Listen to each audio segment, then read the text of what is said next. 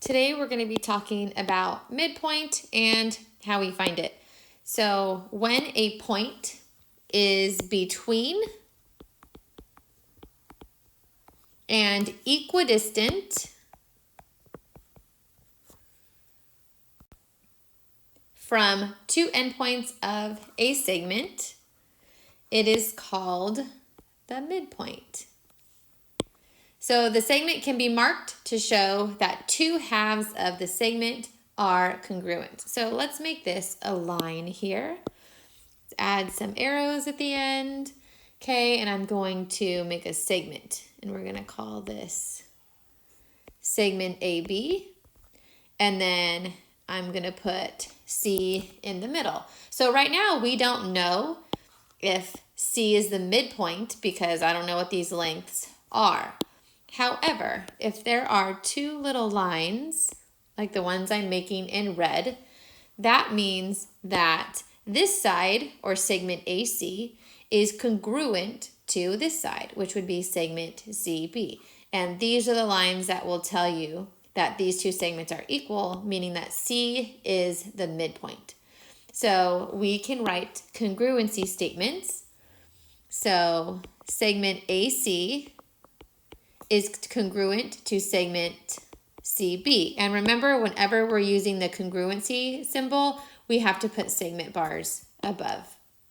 So this is a congruency statement. And then we can also write an equality statement. So the equality statement is just stating that their lengths are equal. So whatever the length of AC is, that's going to be equal to the length of CB. So this is the equality statement. And remember, whenever you are using an equal sign, you don't need the segment bars above. So let's think about, why doesn't C is the midpoint of line AB? Why does that not make sense? So we're just going to practice making congruency statements and equality statements for the segments below. So if you look at number 1, we have these two little marks, and that will tell me that JM is congruent to MR. So your congruency statement would be segment JM is congruent to segment MR. And then if these two are congruent, they have the same length. So I can say that JM is equal to MR. So again, this is your congruency statement because it has the congruency symbol, and this one is your equality statement. Let's look at number 2. Notice again, you have these two little lines, meaning those two segments are congruent. So we have segment FH is congruent to segment HW. So if those two lengths are congruent, it means the length of the segments are equal. So, no segment bar on equality. So FH is equal to HW. So now we're going to write congruency and equality statements to help us solve for X on the segments below. So here we have our little dash marks here that tell us that these two segments are equal. And so the directions, they tell you to write a congruency statement, so we need to make sure we do that. So we have segment NP is congruent to segment PR, and because they're congruent, that means their measurements are equal. So now all we have to do, like we did in the last lesson, is whatever value or expression I know to be NP is what we're going to substitute. So NP is equal to 5x minus 2. So instead of NP, I'm going to substitute in the 5x minus 2. And then for the PR, I'm going to substitute that in.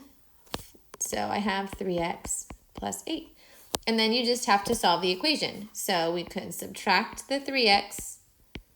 That will give me 2x minus 2 is equal to 8. Then you can add the 2 over. So that gives me 2x is equal to 10. And then when you divide by 2, x is equal to 5. So in our directions, it doesn't say that I have to go back and find the length. It just says solve for x below. So that's all we need to do. Let's look at number 4. So this one looks a little bit different. How is it different? Okay, so again, we have our 2 little marks right here that tell us that this segment is congruent to this segment, but this one's different because now I know the length of the entire segment. So I'm still trying to solve for x, and because I know that this one is congruent to that one, so let's write that down. We have segment JA is congruent to segment AR, and again, it's because of these marks we have right there. So because they're congruent, if JA is 3x minus 9, well then that means AR is also 3x minus 9. So I'm going to write that down just so I don't forget.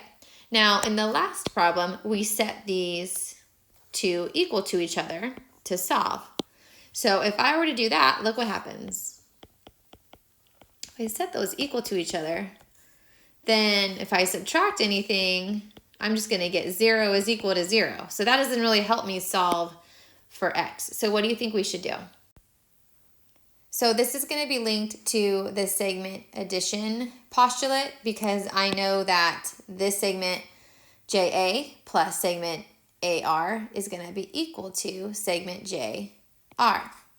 So instead of doing all of this, let's write a segment addition statement. So JA plus AR is equal to JR. And then we're just going to replace all of these with our expressions. So JA is 3x minus 8. 3x minus 9.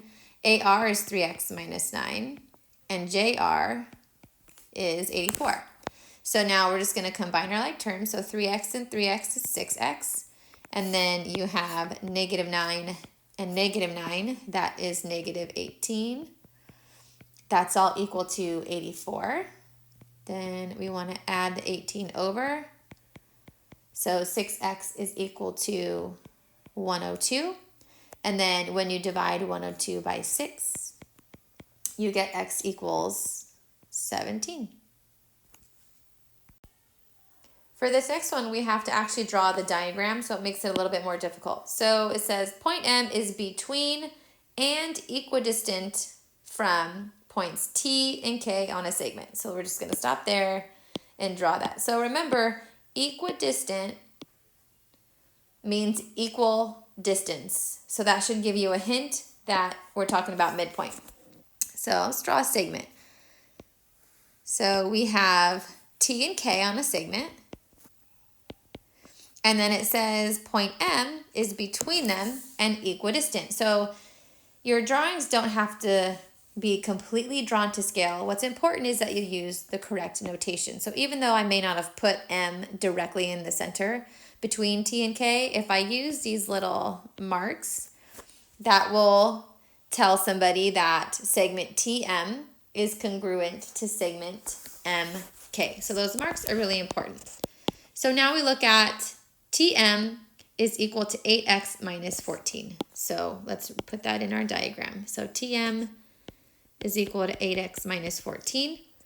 And then MK is equal to 2x plus 10. And we are asked to find the lengths of segment TM, MK, and then the whole entire thing.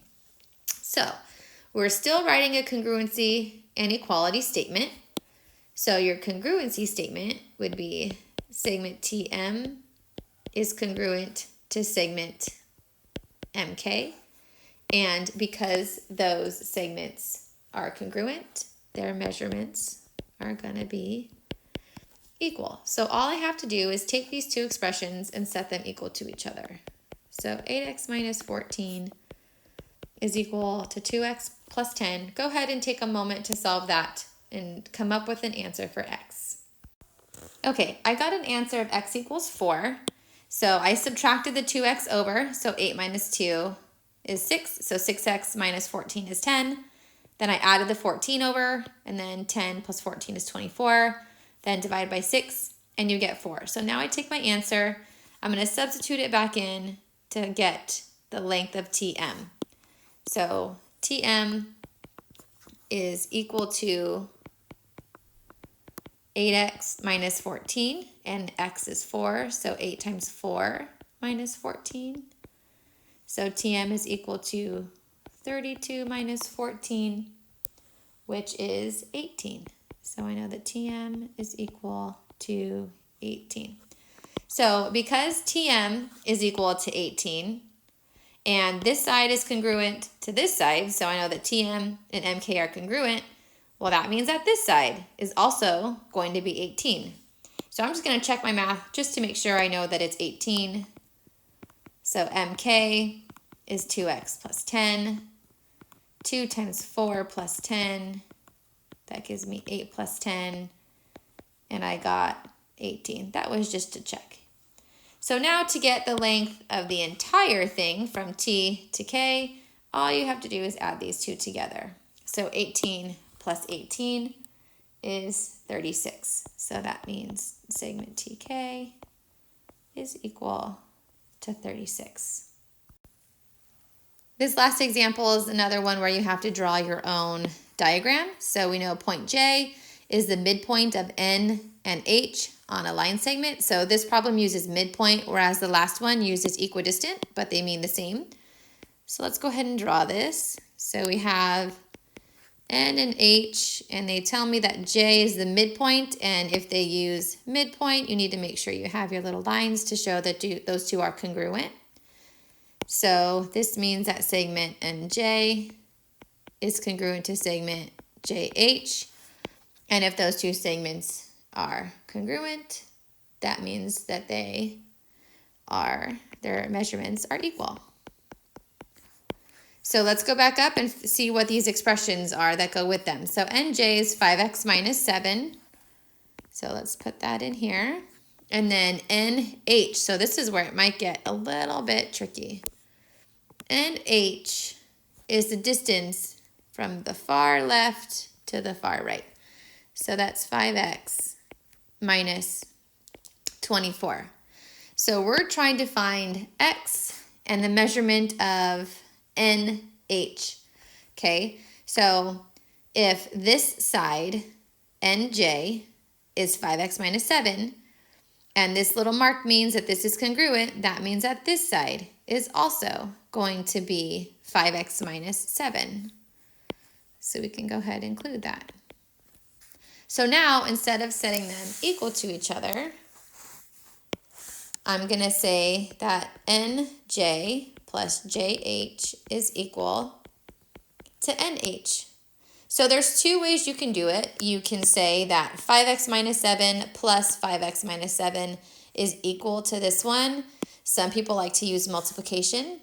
So they like to do 2 times 5x minus 7 is equal to 15x minus 24. Either way will work. It doesn't really matter. I don't have a preference for what you use.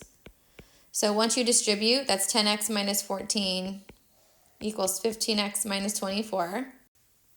And then I like to subtract the 10x over. That way I can keep my x term positive. So I have negative 14. And then 15 minus 10 is positive 5. So negative 14 equals 5x minus 24. Then you're going to add the 24 over. So negative 14 and 24 is 10 equals 5x. And then divide by 5. X equals 2. So let's just go back. I'm trying to find the measurement of NH. So that means the whole entire distance. So I'm going to be using the 15x minus 24. So it's always helpful to rewrite that. So NH equals 15x minus 24. That way you're not substituting into the wrong equation. So if you write it down, you're less likely to make a mistake. So 15 times 2 minus 24. 15 times 2 is 30. 30 minus 24 is 6. So an H is equal to 6.